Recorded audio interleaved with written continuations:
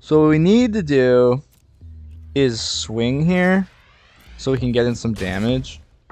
And then do this. As much as I would have liked to lifelink. Boom! Take him all out. Bringing him back, baby. The guy who brings back more clerics was brought back. Oh my gosh. Let's get that. Let's go. Let's go. See what's even happening. The Taborax is drawing his cards. Oh my goodness. Hey, what's up, people? Guys, this is a solid deck today. So thanks for stopping by and clicking the video. It means a lot. This is Orzhov Clerics. If you haven't seen Orzhov Clerics by now, it's probably because it's sort of fallen out of fashion. And I wanted to bring it back. So I went on a voyage, guys. I went on a very haunting voyage. And on that voyage, I learned that, disappointingly, and don't, immediately click away, this might not be the best card for Clerics. But in the process, we learned that Clerics is the best deck ever. And so I think the card lived up to its name because we went on a voyage to see if it was good. And it is good, but not for Clerics. Because we're bringing so much stuff back with this deck, guys. Let's get into some of the other pieces. But an amazing play that you'll see in the video, and many times, not many times, but a handful of times, you'll see Blood on the Snow wipe everything with Orah on the field. Right? Orah just brings all those clerics back. Say you have Taborax on the field. Taborax is going to draw you a card for each of those clerics. You don't mind losing one life to draw a card, right? And making Taborax bigger. So that's insane. Assuming you bring back Taborax with the Blood on the Snow ability. Now, I haven't actually covered it. If you pay snow mana, you can return a creature based off how much snow mana you spent. As long as it matches that amount of mana spent to the converted mana cost, you can bring it back. So usually, as long as we have 4, right, we can bring back Orah, and all these amazing things can happen eventually. Taborax, just bring it back, and all those creatures that just, well, actually not on that immediate play line, but you can see if he sits on the field and then you wipe everything and then bring him back, yes, you will draw a card for each of those creatures. So yes, actually.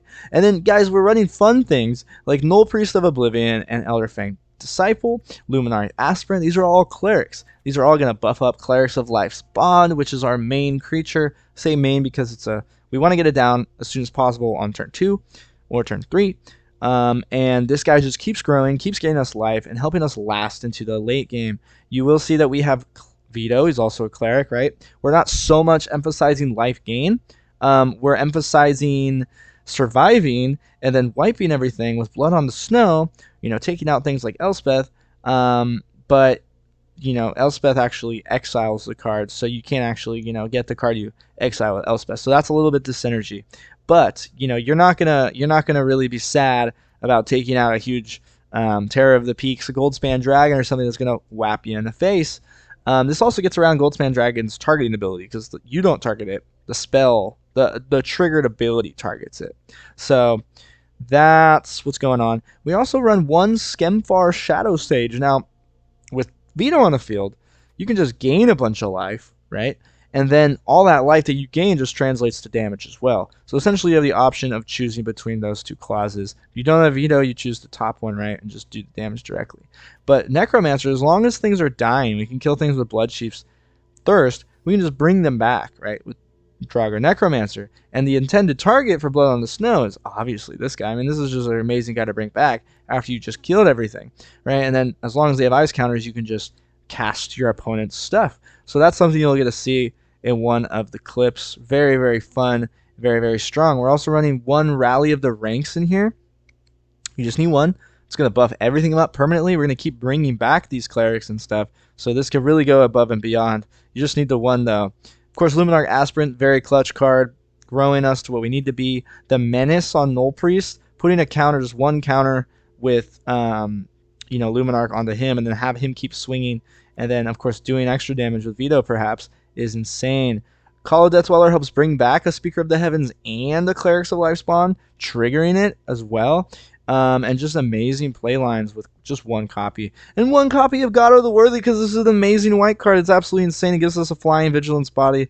And if it's a very spell deck, heavy, non-creature spell deck, then this will definitely hurt their late game plan. And also this Protector's Shield is insane. It helps us trade with Gruul, with mono, green, stompy, things like that if we really need to. If it's going to be a creature based whack, bash brawl kind of fight to the finish. We just need 2 copies of Orah, and then the Elspeth, and then 3 copies of Haunted Voyage. I think towards the end of the video, perhaps in the conclusion, I will tweak this to 1 more Blood on the Snow rather than 3 Haunting Voyages. In fact, let's do that. Oh wait, we just do this. What am I saying? I can't look. My brain doesn't work. Yeah, okay. So guys, now the deck is perfect. There it is. And we are running Faceless Havens in here. We do have Snow Mana, so this gives us, once we wipe the board and say stuff doesn't stick, it gets wiped out. Faceless Haven at least allows us to get in some closing damage. Very good card. And then the rest, 3 Scries, 4 of these, but then the rest are going to be Snow. So we can pretty much, ensure that we can get what we need. We are running 1 Great Hall. This can be a cool card to sacrifice one of our low-end clerics, like an Elderfang that we're not going to use or something, and then just get a 4/4 if we need a flyer. That can be huge too. And then just 1 castle to draw cards. So that's pretty much the deck, guys. And very, very, very strong. We won 4 straight. Actually, sorry. We lost 1 in the middle, but I didn't put it in because it was one that was just like, I didn't get my mana. I was stuck on 3 mana for like 100 turns. It was lame. So anyway, guys, thanks for stopping by, and let's get into the games. Yo, so I actually whoopsied in the first match and forgot to add the Snow Mana, so just so you know, that happens, but it's funny, we still get the dub. Yo, here we are, guys, game number 1. Alright, so, Clerics, good enough hand, we have access to both colors of mana. Oh, am I still wearing this? But, yeah, we have the Clerics of Life Spawn. So whenever another Cleric enters the battlefield, you gain a life. And then whenever you gain a life for the first time each turn, put a counter on Clerics of Life Spawn. So the opponent's turn too. That can be important. We block with a life linker. Things like that. Oop. Go ahead and lead with this. We have, a Blood Chief's Thirst for early interaction. Okay. Ooh, okay. It's going to be like a power forward greater deck. Okay. Let's just get down to Life Spawn so he can start growing. Because he just keeps getting counters as we start laying our creatures. So we are a very creature-heavy based deck. We rely on the board wipes that we have and bringing things back. And also, of course, Haunting Voyage, bringing all our clerics back all at once and triggering all of their amazing Enter the Battlefield triggers. So a lot of fun there. Let's go ahead and... We don't actually have a swamp, so we should just lay this. And do the same thing, essentially. We can double Null Priest. That could be pretty cool. Bringing him up to 4. Possibly being able to block this Nessian. Because I think it's going to grow at least once here. Or it doesn't. Okay. Not bad. He's got 3 cards in hand.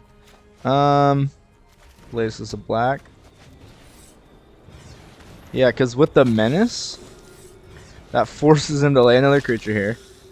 Again, I've been predicting, but we're going to get in some serious lifelink and damage. Very good card. I really like Null Priest. Oh my goodness! It's a Bone Crusher! What do you know? What do you know? Okay. Yeah, we can do both of these things. Now the question is, do we want to take 2 damage from the Bone Crusher? I think not. Since Menace is still going to allow us to get in here.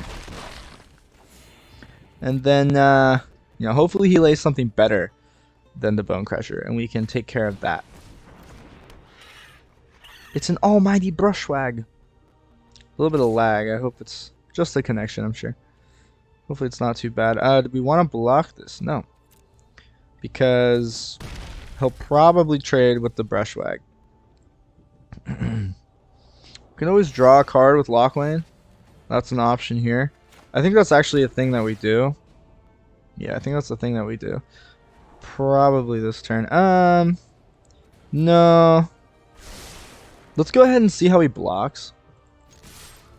Right, if he gets rid of that brushwag for the speaker, I think we're okay with that.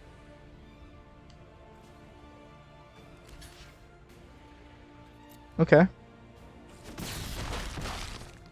And we'll just do this now. I mean, we could wait. Pretend we have an instant.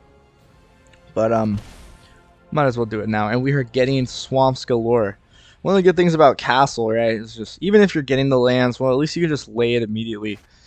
And, you know, lose a little bit more life, draw another card. So, look at this. The Hornbash mentor. Do you need mentoring in your Hornbash skills? Well, do I have the guy for you? Okay. I just realized I never switched the mana to snow. Ignore this. In game 2, I will switch the mana to snow. Okay, we can get in here.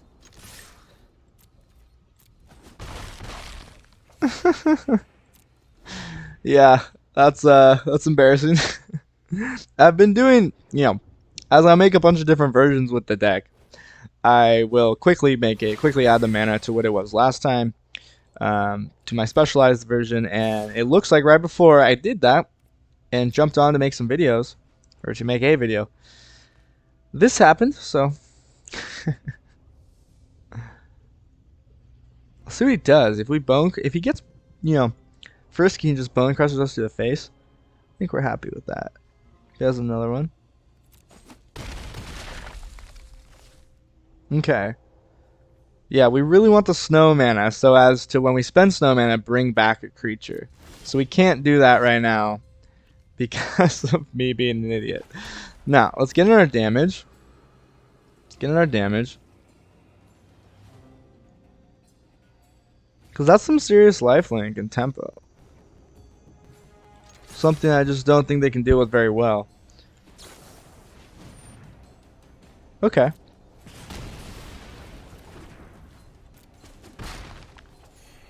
Alright. We could have blood on the snow there, but we're actually going to take one more round of damage. Now, if he has an Ember Cleave, we could be in serious trouble. But that is a risk I took. We still would have survived with 1 damage if you put the Ember Cleave on the Bone Crusher. My subconscious got me. Okay. Looks like he's going to Swingle Pringle. Go ahead and take that damage.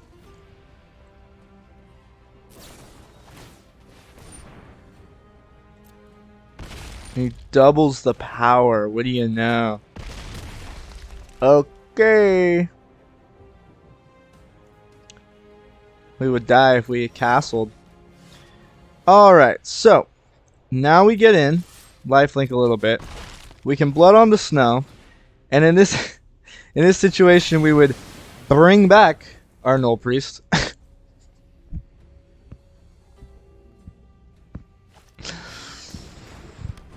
Anyway, guys, sorry for putting up with me. Let's go ahead and do this. We can immediately castle here and see if we can squeeze in a 1-drop. Nope. Ooh, yeah. Let's go ahead and do this. Boom. I've done that a few times as I build different versions of decks. It's good gameplay, though. Not bad gameplay, right? We'd have our Null Priest swinging on in. Yeah. So I'll fix that for game 2. Alright, let's do it. Yo, guys. Alright, so I'm a little undecided. This is either game 1 or game 2. I forgot to put in the snow mana. Anyway, that happened, so I thought it'd be funny to just include it, so I probably will. But on that account, this would be game 2. And let me move my popcorn. Today's video is sponsored by Smart Food. Just kidding. That was a joke. Smart Food, don't sue me. So, Blood on the Snow, as we saw last game. If we just pay 4 snow mana, because not all our mana is snow, we can at least bring back the Necromancer, which allows us to then cast their creatures that we kill with Blood on the Snow. Let's go ahead and just lay the swamp. So that's a little fun thing to consider. And it's just very, very synergistic. You'd say Necromancer might even be the guy in the picture, right? And it's just very perfect with them. We have Taborax as we start getting our clerics down. That puts pressure, right? If they start taking them out. Yeah, let's take this out. We could have rallied the ranks, but rally the ranks is okay. We're just running the one copy. You know, I don't imagine a situation where you really need more than one copy. Because we're not going to necessarily be bigger than like Mono Green or Stompy Gruul or anything with large creatures, Big Red. So, you know, the buff is good, but we don't need to go bigger and beyond. I think what we do is weird. I think we do this. I think we do that. I mean, we're not using our mana, but we need to start gaining life, and I want to follow up ideally here with, you know, a Taborax, I suppose. We just had an awkward turn, really. Oop. Let's do it. He's going to trade with that little insect, but what we're really doing is we're stalling for a blood on the snow eventually here, but we need our mana. Because obviously he's going to go wide. And, you know, we could call here if we are to lose, you know, one more dude. Interesting. Maybe he didn't mean to swing there. Okay, interesting games today, guys. We got a little bit of a lucky break. Let's go ahead and just lay this lifelinker. Okay. Maybe he just doesn't care about that beetle. Could have been a mistake. Linguini, what are you doing? Linguini! You're a fool. You should have ordered the Alfredo with not the linguini. Sorry, I don't know. I don't know my pastas apparently. Alright. So the thing is, we do this. Okay. And what happens there, it's such a funny, like, it's just the gold. I always wondered, is that like a glitch? Because it's always showed that for the Skyclave. It's just like a gold card. We bring back our speaker, right? So that's always good. We can bring back the veto as well. But we are getting closer to blood on the snow. Now, let's just lay this. And lay this. Okay, cleric. Oop, can't click. Okay, boom. Now we're relevant. I don't think there's a reason to swing necessarily. No. You know, we can't bring back veto by sacrificing Taborax. But we can throw the speaker in front of the Tyranno. Ooh, that can be problematic. That can be pretty problematic.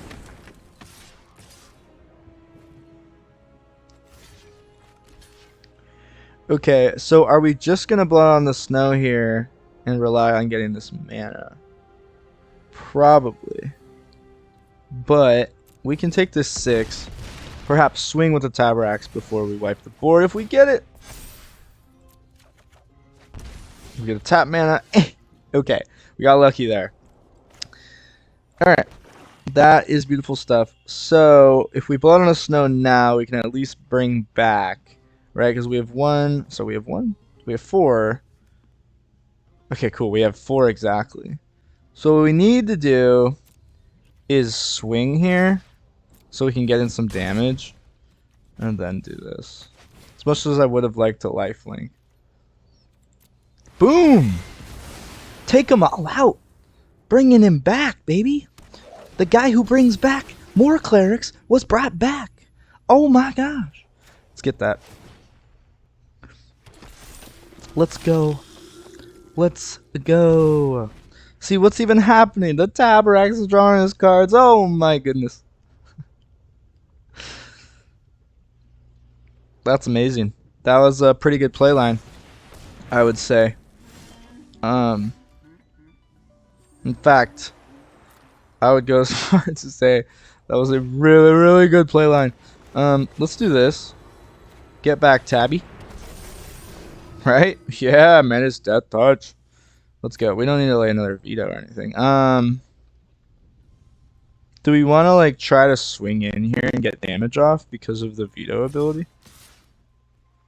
Now, will he just go ahead and just take out veto? But we have another one. We have another one. And as I may have mentioned, we have another one. Alright, yeah, he goes for the veto. Taking Bait City. Yeah. Yeah. Bing bong. Yeah, we're drawing cards. Tabby. Taborax. Baby. There's another veto. That's a little cruel. This board wipe coverage, right? Every time, you know, drawing cards, baby. Taborax is amazing. And then veto obviously does things. Oh, the Search of Greatness. No, we don't even need to block or do anything dumb here. There's absolutely no reason. And Rally of the Ranks put in some serious works. Yeah. Yeah. Good game. Awesome. That was a good one. Alright, let's get into the next one. Ooh, we got a rank up. Baby. Flat 3. Alright, so I think this should be game 3. Again, I probably included that first one just to laugh. I'm sure some of you watching, one or two or three or four of you, or more, probably related to that, being that these new snow manas, it's hard to remember sometimes. Okay, not a bad hand. Look at us, we have our threats. Threats meaning Orah and veto. Of course, speaker also is a threat. Left unchecked. Yeah, you know, the angel thing, we're not like designed to gain super, you know, tremendous amounts of life. But as we, you know, approach our blood on snow and our hunting voyages, we need to survive. So life obviously helps us do that.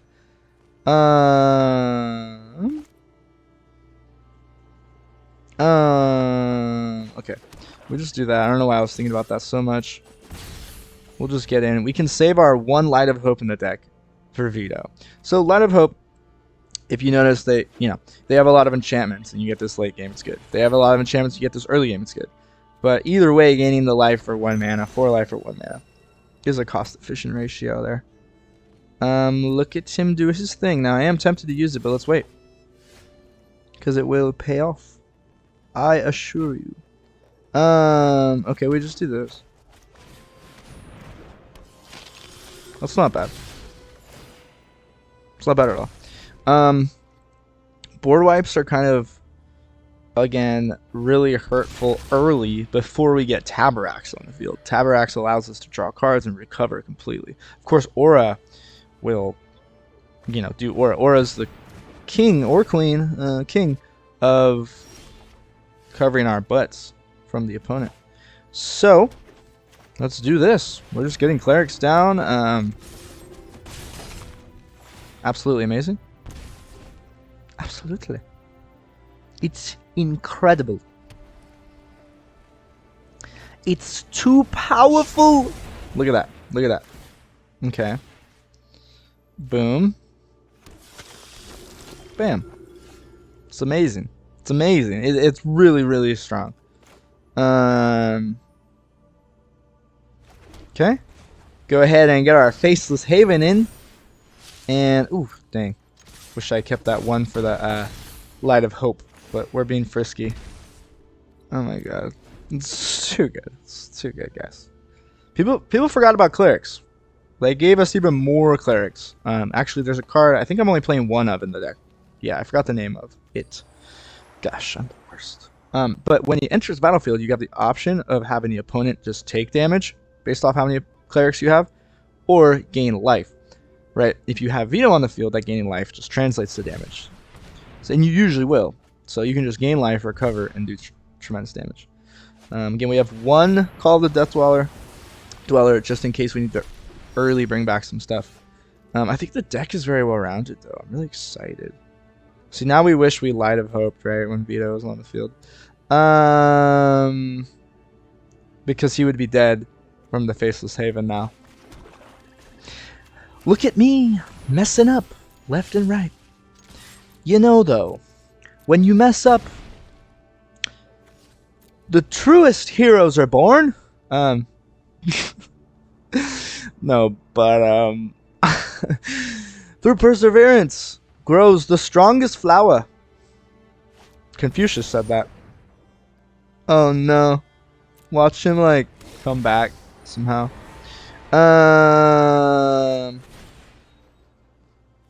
Whatever, man. Could I even have properly tapped the mana there? I think it would have done it automatically. What happened again? I can't remember. We exiled? Is that what happened? Yeah. I don't know. I think I could have done it. Oh, yummy.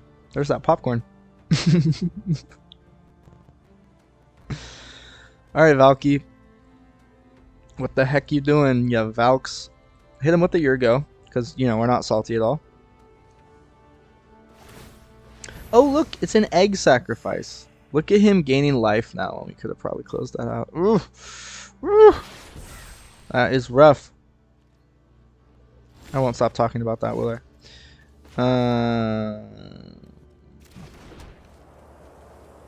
Okay. We do this.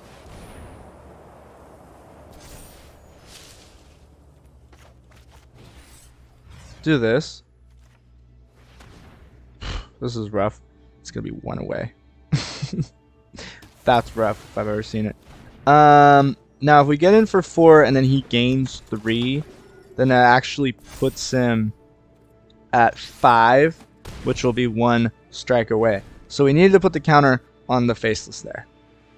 Quick math, if he gained, you know, whatever. In case somehow the Aspirin gets jeopardized here and he gains life, we can at least just bink on in. So I think that was a heads up play. Let's put the counter on the boy. Yeah! Actually, that really was. Cool. Alright, so even after a couple goofs, I think that was game 3 in a row, just zinging them. Quick wins. Yo. Alright, so this should be the last one, I would say, of the day. You know? We got the Faceless. That's kind of cool. And we have access to both mana. This is a good hand. You know, we have low drops. We have a nice curve. Let's get this down. And I really like Elder Fang. I mean, with Call of the Death Dweller, having this enter the battlefield trigger, especially late game, can be good. Bringing back 2 clerics, often triggering things, and taking out one of the last 2 cards or the last card in his hand. Maybe it's an Ugin, right? Can be good. No, we don't have snowman at all, so let's just do this.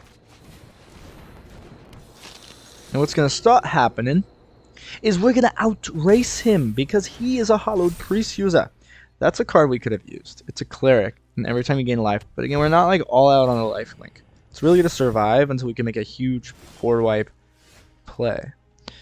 Okay. Do this. See what we get. It's not the worst thing, but it's not good. Okay, let's do this. Thinning the hand is going to be down to 4. That's a lot better than 5. You know, he has to make the decision between a threat and usually a land in this position. Watch, I predict a land going in the graveyard, which could be good. Could be the land he needs. Yeah, there it is. There's a swamp. Don't need to lose the dude for no reason. Now we're at an 8 difference of life. That's good. Faceless Haven can come down so we can... oh, we don't have any swamps. We don't have any snow. Just kidding. Orah! Nice.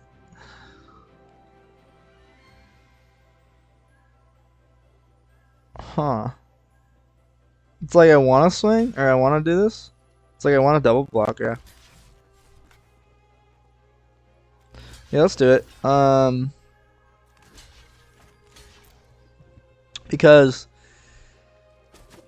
yeah, just because we can bring back stuff. We're going to bring back stuff. We're going to wipe the board soon. Maybe we can show off Haunting Voyage and how powerful that'll be. That would be really rad to be able to do that. Let's trigger this guy, make him bigger. I don't think he can afford to take a 6er, but hey, if he does, putting him at 10. Putting him at 10 with 10 damage on the field, so really solid. Really solid. The solidest. The most solidiest solid. You know what I'm saying? Sorry. I don't know what's wrong with me. Okay, we're gonna use that.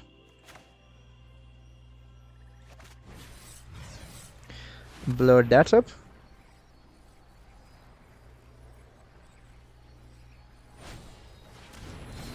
Ooh, indestructible.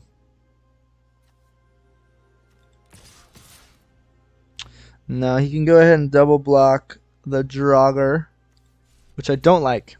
I don't like that. I would be overcommitting there.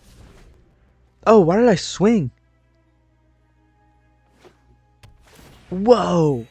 My brain stopped working. I forgot the indestructible was like. I like looked at it. I was like, oh, that was cool. And I thought it just like went away. Oh my goodness, I'm embarrassed, guys. I swear I'm better than this. Okay, well that was done. We just gave him some life, you know. That's like. Hopefully you feel good about it. Oh, and now this happens. Beautiful. But it was all part of our heads-up play to return these guys. Actually, no, it wasn't.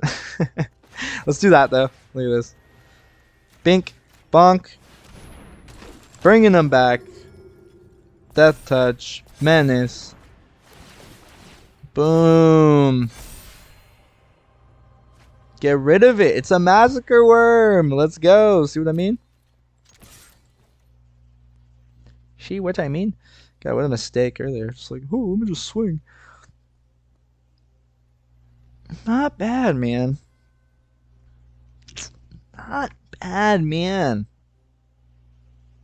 Man. It's not bad, man. I think he lost. He's deciding if he wants to FF. Okay, that's not bad. Let's get this done. Of course, we can't even use that face to save him. We don't even have enough. If you know, if we get a land off the top, cool. Then we can use it. Okay. All right. Yeah. Huh. No. Yes, quite. So we can bring back. Look at this play, guys. Bring him back, baby. Bring him back. 2 clerics. Let's go. Yup. Play that. Yup. Ooh, we kind of want that. No, we don't. Ah! We could cast that anointed choister at the end there. That was cool. Yay! All right, let's get into the wrap up. Thank you guys so much for making it to the end of the video. I really appreciate it. Seriously, it means a lot. This is a strong deck, bringing stuff back. You know, we went on the voyage to see how good Haunting Voyage could be, yet we never really got to use it. So there's that. And then Blood on the Snow, right? We got to wipe everything, and it's just absolutely insane to be able to wipe everything and then bring back a creature. That of which that creature can usually just bring back your other creatures. We saw that in the video. So that's a lot of insane value. We're gaining life. We're surviving. We have a small bit of interaction with Blood Chief's Thirst. You know, just the 3 copies can usually take out a really annoying thing. And then as we get to late game, Elspeth can come in and help us do that. And everything else just gets wiped. And gosh, it's fun. We saw how powerful Faceless Haven can be. Don't underestimate that. And we got to activate the kicked Null Priest of Oblivion, so that was cool. But all, you know, this is a good shell. You know, this looks almost like a commander deck, and you know, I have 1-ofs everywhere and stuff. But try this shell with the clerics and try the Blood on the Snow synergy. Unfortunately, Haunting Voyage didn't really quite cut it, being that we didn't really get to use it in this video. I used it in testing. But anyway, thanks for stopping by, and I'll see you next time.